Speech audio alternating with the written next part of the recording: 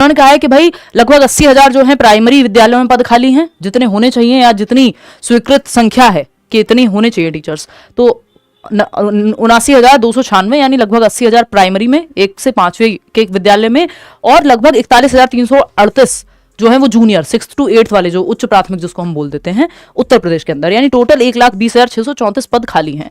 तो मतलब प्राथमिक विद्यालयों में उन्होंने कह दिया छात्र नामांकन है 1 करोड़ 4 लाख समथिंग के करीब। अध्यापकों की जो स्वीकृत पद है वो है 4,17,000। अध्यापक कार्यरत कितने हैं? 3,38,000।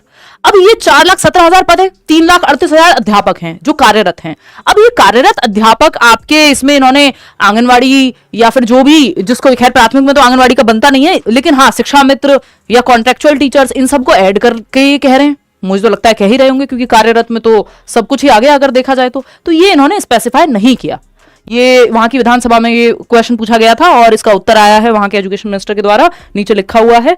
तो अब इसमें जो ये बात है कि कार्यरत अध्यापक हैं 1.25 लाख मान लीजिए, और होने चाहिए 1,62 यानी स्वीकृत पद जो है, यानी कितने जो है यहाँ पे खाली हैं? 40,000 के करीब खाली हैं। कार्यरत में भी इन्होंने जो आपके शिक्षा मित्र हैं, कॉन्ट्रेक्चुअल टीचर्स हैं, जो भी आप कहना चाहें उत्तर प्रदेश में, उनको भी शामिल किया है। अच्छा, उनको शामिल किया है तो क्या उनको शामिल किया जाना चाहिए? लॉन्ग रन में क्या होगा? नेशनल एजुकेशन पॉलिसी तो कह रही है कि आप परमानेंट टीचर लेकर के आओ, पैरा टीचर्स हटाओ, कॉन्ट्रेक्चुअल टीचर्स हटाओ। कई कॉन्ट्रेक्चुअल टीचर्स को ये बात मेरी बुरी लगेगी, बट ये उनके लिए भी कहीं ना कहीं लॉन्ग रन में बेहतर ही है। तो इस पे इनको क्लियर करना चाहिए था कि कार्यरत अध्यापक कौन से, किनको काउंट कर रहे हो आप, है ना।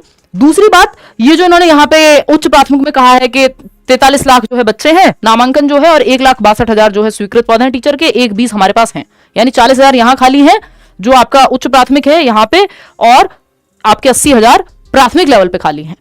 विद्यालय मर्ज नहीं होंगे ऐसा इन्होंने कहा है। तो ये कह रहे हैं कि जो आपका अगर यहाँ पे देखें आरटीई के अकॉर्डिंग, तो ये कह रहे हैं विद्यालय में छात्र शिक्षक अनुपात 30:1 होना चाहिए, यानी 30 विद्यार्थियों पे 1 शिक्षक, एवं उच्च प्राथमिक में 35 पे 1। ये तो नॉर्मल बात है, आरटीई में हम सब पढ़ते हैं। लगभग इसी के आसपास है, अभी बहुत कम नहीं है कि 31:1। तो पिछले 7 सालों में अगर भर्ती ही नहीं है प्राथमिक शिक्षक की, तो ऐसा तो पॉसिबल नहीं है ना कि कोई जरूरत ही नहीं है। मतलब मैं तो बार बार यही सोचती हूँ, अभी इन्होंने कुछ टाइम पहले ट्वीट भी किया था। तो कुल मिलाकर के मुझे जो लगता है पर्सनली, ये तो बातें हैं, चुनावी बातें होती हैं, कई बार पॉलिटिकल बातें होती हैं, मेरे और आपकी तो समझ से बाहर ही हैं। हमें तो सिंपल समझ में आता है कि भाई विद्यालय बंद मत करो, आपको इंटीग्रेटेड स्कूल चलाना है वहीं चला लो, है ना।